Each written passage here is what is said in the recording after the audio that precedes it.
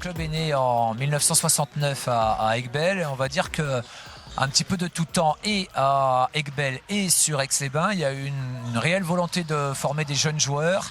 Et on a l'agrément depuis une quinzaine d'années maintenant. Ça veut dire qu'on a le ministère de la Jeunesse et des Sports et notre fédération qui viennent nous visiter et qui ont un peu validé le travail qu'on faisait, qui reviennent nous visiter tous les 2 ans pour vérifier un peu la qualité de ce qu'on peut proposer. Alors j'ai beaucoup aimé l'accueil parce que direct, dès le premier entraînement, j'ai fait l'entraînement avec les pros.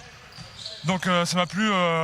J'ai beaucoup aimé le groupe et puis s'entraîner avec les pros, c'est toujours très sympa.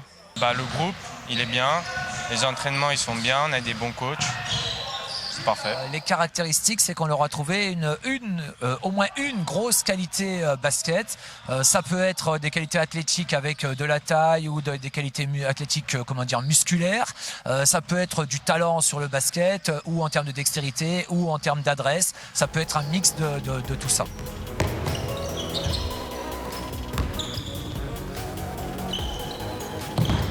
Alors, on s'entraîne donc tous les jours, tous les soirs, ici à la Halle Marlioz. On a certains entraînements en commun entre les U20, les U18 et la Nationale 3. D'autres entraînements où les équipes se séparent. J'ai toute une équipe avec moi là, qui coordonne cette formation-là. On a Stéphane Ruiz qui nous a rejoint cette année, là, qui est le coach de la Nationale 3 et des U20, qui est aussi préparateur physique. On a la chance cette année d'avoir un stagiaire en préparation physique. J'ai Mickaël Davier qui nous aide toute la semaine. Et puis encore d'autres coachs qui passent un peu à tour de rôle. Ça fait beaucoup de monde dans le staff et tout ça pour apporter un petit peu chacun aux joueurs. Ouais, j'aime beaucoup les infrastructures parce que j'ai toujours en fait j'ai un badge et j'ai toujours la possibilité de venir à la salle à n'importe quelle heure. Je peux shooter, je peux aller à la muscule quand je veux. Par exemple, là, je suis blessé, du coup, il y a une salle à côté, je peux faire de la muscu et tout.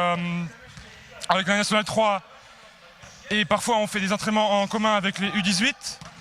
Et puis moi, quand j'ai l'occasion, quand le coach m'appelle, je peux faire des entraînements le midi par exemple avec les pros ou à 17h30 avec les pros. Alors ils s'entraînent pour les lycéens, ils s'entraînent tous les soirs et ils ont école toute la journée.